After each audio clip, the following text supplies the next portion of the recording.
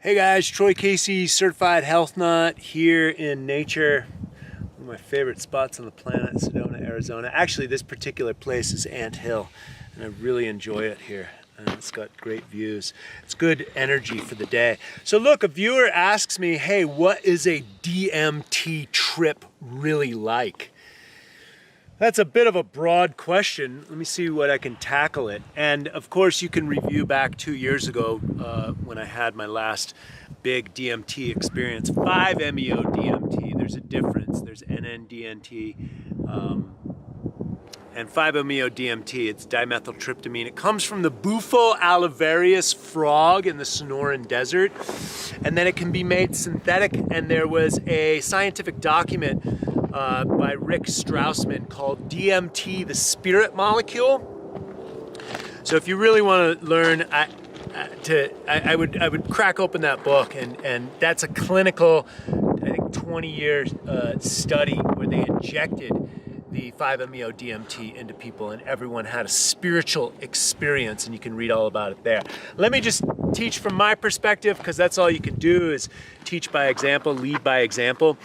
So I've had many experiences with the DMT, and they are pretty mind-altering. It takes you out of this consciousness, or should I say, it lowers the veil of your filters of this reality, and opens you up to the spirit world, or much more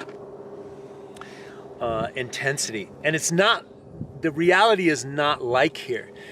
And again, I'm going to try and explain this. How can you explain the ineffable? And that's ultimately what I call God, is the ineffable one.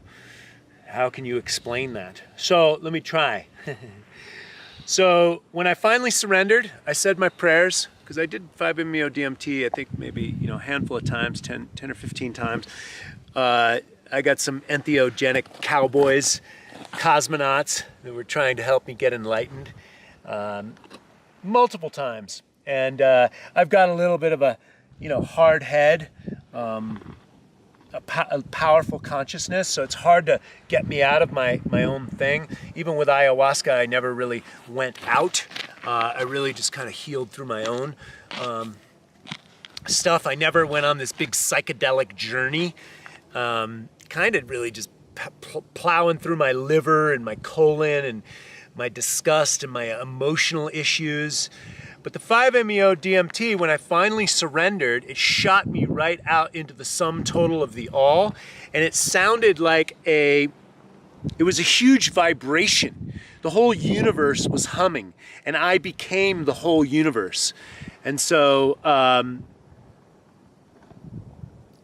the shaman that I was working with, he said my mouth was wide open, and my eyes were wide open as well. And I was just, I was totally in the middle of the trance, just going, wow. I was just blown away.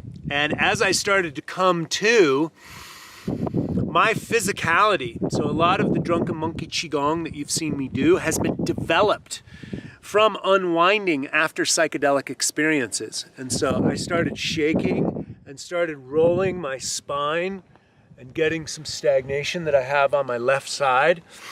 And just doing movements, especially with my neck, I was able to move my body much more freely.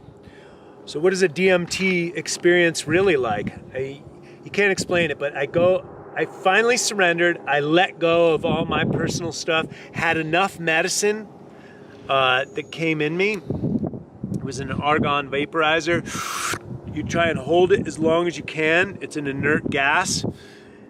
And just surrender and allow it to just blow your friggin' mind. And I came out of it. My ex-wife was with me at the time. This is before we got remarried. And it's one of the things that kind of brought us closer back together, and then we started working on the book together after that as well. And there was just a deeper connection that I got with her, a deeper understanding of everything's going to be all right. And I usually get that from ayahuasca experiences too. Use your intentions. These are the real times. Mayan calendar, Book of Revelations, all the ancient scripts, the Eagle and the Condor prophecy, the Asian steps. They all talk about these times, the Hopi prophecy. So these are all real times upon us, and we are the sum total of all. Ultimately, you are God. I am God. We are the drop in the ocean. We are a part of that. And I think what happens is when you get that DMT in you at a full-blown, experience, because the breath work also does the DMT. From there, once you leave this consciousness, it's a mind-blowing experience. Nothing can explain it because you're trying to juxtapose it via your experience here. And so I came out of it, feeling amazing. When I was going through it, again, the unwinding of my physical body, first blowing my mind, then the unwinding of my physical body, then coming back into integration and understanding everything's going to be okay. We are the sum total of the all. We are divinity. And anything can happen here as well.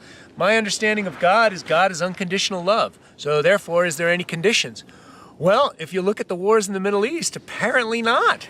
God has no problem dropping bombs on people and rape and pillage and etc. So that is unconditional.